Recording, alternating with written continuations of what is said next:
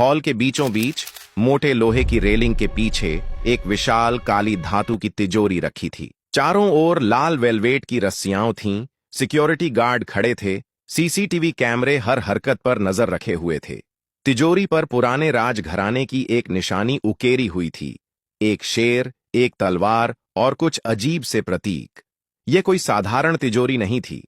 4 साल पहले शहर से दूर एक पुराने खंडहर नुमा महल की खुदाई के दौरान मजदूरों को जमीन के नीचे एक भारी लोहे की तिजोरी मिली थी, मानो किसी ने जानबूझकर उसे छिपा कर रखा हो।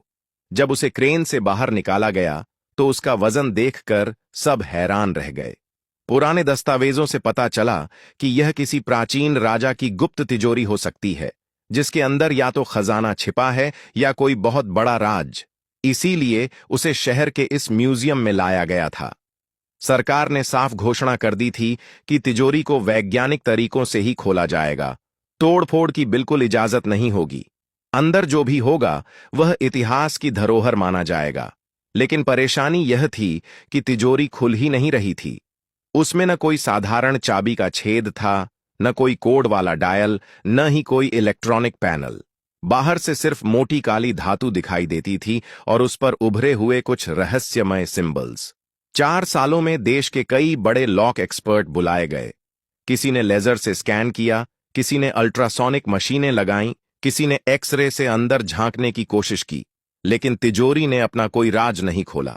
ड्रिल मशीनें धातु पर चलते चलते गर्म हो जातीं, पर भीतर तक पहुंच ही नहीं पातीं।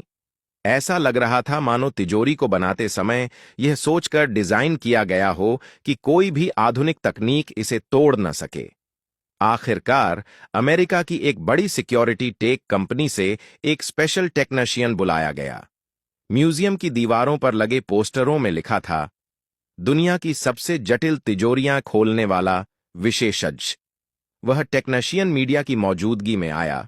उसने मशीनें लगाईं, सेंसर्स लगाए, वाइब्रो एनालिसिस किया, लेकिन घंटों की मेहनत के बाद उसे भी हार माननी पड़ी। उसने माइक पकड़ा और कहा, this iron volt might never open. बिना ओरिजिनल की या गुप्त जानकारी के इसे खोलना लगभग नामुमकिन है। इसी नेवर वाले पल में हॉल के एक कोने से एक लड़का आगे बढ़ा। उसका नाम था आर्यन।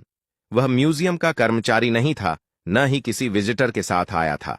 वह तो म्यूजियम में रात की सफाई करने वाले कर्मचारी मोहन का बेटा था। जब रात को सब लोग चले जाते, मोहन झाड़ू, पोछा और डस्टबिन लेकर हर हॉल की सफाई करता। कई बार देर हो जाती तो आर्यन भी उसके साथ आ जाता, क्योंकि घर पर अकेला रहना उसे अच्छा नहीं लगता था। बचपन से ही आर्यन ने इस म्यूजियम को सिर्फ देखने की जगह, समझने की जगह की तरह देखा था। जब उसके पिता सफाई करते, वह म्यूजियम के अंदर मूर्तियों, तलवारों, सिक्कों और चित्रों के पास लगे छोटे छोटे बोर्ड पढ़ने की कोशिश करता। कभी कभी गार्ड उसे डांट देते, इसे छूना मत, लेकिन उसकी आंखें हर चीज को ध्यान से परखती थीं। पैटर्न, सिंबल, आकार, लॉक और उनके जोड़। एक और बात थी, आर्यन के दादा, जो अब इस दुनिया में नहीं थे, वह आर्यन से कहा करते थे, हम कभी राजा के लोगों में से थे। बचपन में यह बातें आर्यन को कहानियों जैसी लगती थीं, लेकिन दादा जो कुछ बताते उसमें इतनी बारीकियां होती थीं कि वह सोच में पड़ जाता। दादा कहते थे, हमारे पुरखे ताले बनाते थे, ऐसे ताले जिन्हें तोड़ना नामुमकिन हो, लेकिन सही आदमी सही तरीके से खोल सके। राजाओं के खजानों की सुरक्षा हमारी ही पीढ़ी का काम था।